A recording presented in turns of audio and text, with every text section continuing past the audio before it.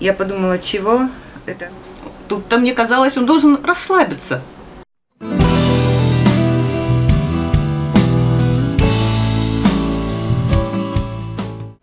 Ну что, давайте наконец-то про ежика.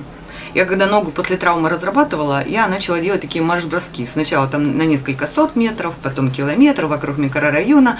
И потом, когда расстояние за вечер доходило до 13 километров, я решила, ну, кто понимает, тут я выходила из своего дома, доходила до Героев Труда, потом шла на Северную Салтовку, обходила ее по окружности и по Героев Труда возвращалась. Вот так набиралась километров 13. И я решила, что нагрузку нужно увеличивать. Вижу, бежит, не просто бежит, с рюкзаком вместе. Наверное, увеличивает нагрузку. И своего этого, как его, Петрова приучает. Я решила взять с собой на пробежку Юлю. Пробежка с Юлей – это уже само по себе нагрузка. Дорога вниз, дорога вверх, дорога в кочках, холодно, жарко, дождливо, снежно.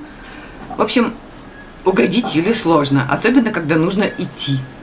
И в половине 12 ночи, после такого обхода, мы возвращаемся к моему дому, она собирается уезжать к себе, мы садимся на лавочку передохнуть, и вдруг она говорит: гляди, еж. Я понимаю, что нагрузка была не столь большая, чтобы чудились ежи. Покрутила головой, смотрю, действительно, по дороге вдоль обочины идет ежик. Ночь, темно, машины могут его не увидеть, мне стало его жаль. Я его обернула в мастерку, принесла домой, посадила в переноску и говорю: Юль, надо пойти сейчас его выпустить.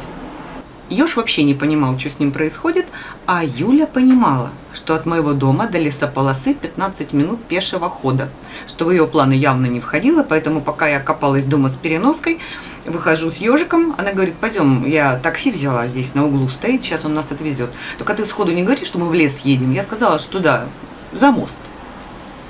Говорю: окей. Садимся в машину, Юля на заднее сиденье, я на переднее. Здравствуйте, здравствуйте. Водитель молодой, такой интеллигентного вида парень в очках. Говорит: ну, готовы ехать? Я говорю: да, поехали. Подъезжаем к лесочку, я понимаю, что он сейчас повернет и поедет в другую сторону, которая нам не нужна. Я говорю: поворачивать здесь не нужно, здесь по прямой, нам вообще-то в лес. Водитель говорит: как в лес? Я говорю: ну, в лес, ну, въедьте там на метров 500 в лес. Он говорит: нет, в лес я не поеду. Я понимаю, парень немного напрягся, ну и решила его расслабить, успокоить, так сказать. Я говорю: да вы не переживайте, нам ежика выпустить. Напоминаю, 12 часов. Две дородные дуры. Одна сзади крышует ситуацию, вторая сидит с каким-то коробком. Говорит: какого ежа? Я говорю: обычного ежика. Говорю: хотите, покажу? Он говорит: нет, спасибо, я все-таки открываю. Он так заглядывает, видит ежик. Тут-то мне казалось, он должен расслабиться. А нет, он напрягся еще сильнее. Говорит: я перееду через дорогу ровно на 100 метров. Я говорю: хорошо, но вы нас хоть подождете, вы не бросите нас в темном лесу. Я говорю: вот вам залог оставлю, показывая на Юльку, сидящую сзади. Я думаю, что залог его не очень устроил. Если бы мы вышли вдвоем, он бы рванул по газам и слинял. Но Юля осталась в виде залога. Я вышла, прошла метров там на 300 в лес, выпустила ежика, вернулась к машине, он нас вернул сюда, к дому. И уехал. На следующий день или через день я говорю своей знакомой: представляешь, что 12 часов ночи с Юлькой нашли ежа в районе. Пришлось ехать выпускать. Она говорит: да ладно, да их тут миллион. Собачники их десятками видят вечерами, когда гуляют. Что вам сказать? Мало того, что водителю было о чем рассказать своим знакомым на следующий день.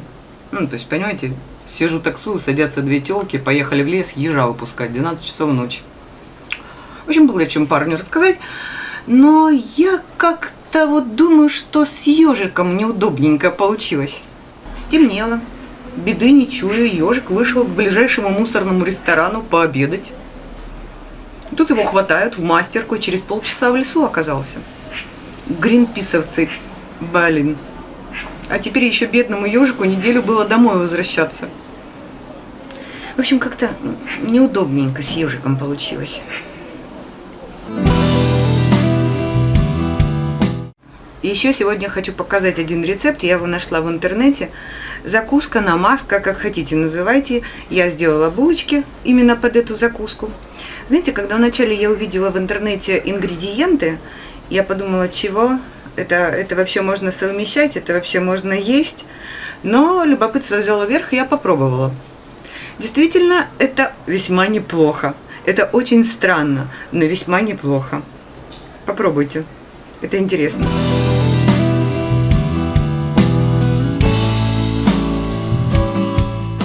А этот рецепт я срисовала в интернете.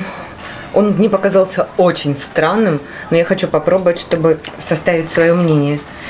Да, вам не показалось. Морковь, свекла, лучок, картофелинка, томатная паста и селедка. Это очень странно. Какой-то сухой борщ с рыбой. Ну, пока не сделаешь, не узнаешь. Давайте попробуем. Лучок мелко режется, картошка, морковка и свекла натираются на мелкой терочке. Ну, селедочка, соответственно, меленько режется. Ну, так, как бы не критично мелко. И все это тушится на растительном масле на сковороде. Да-да, вместе с селедкой. Если я опубликовала это видео, я выжила. Вот такая фиговина получается на выходе. Немножечко посолила, потому что селедочка у меня не слишком была соленая, малосольная. Поперчила черным перчиком. И в конце добавила лаврушечку. Ну, лаврушечку, конечно, уже вытащила. Скажу, как на вкус, когда остынет.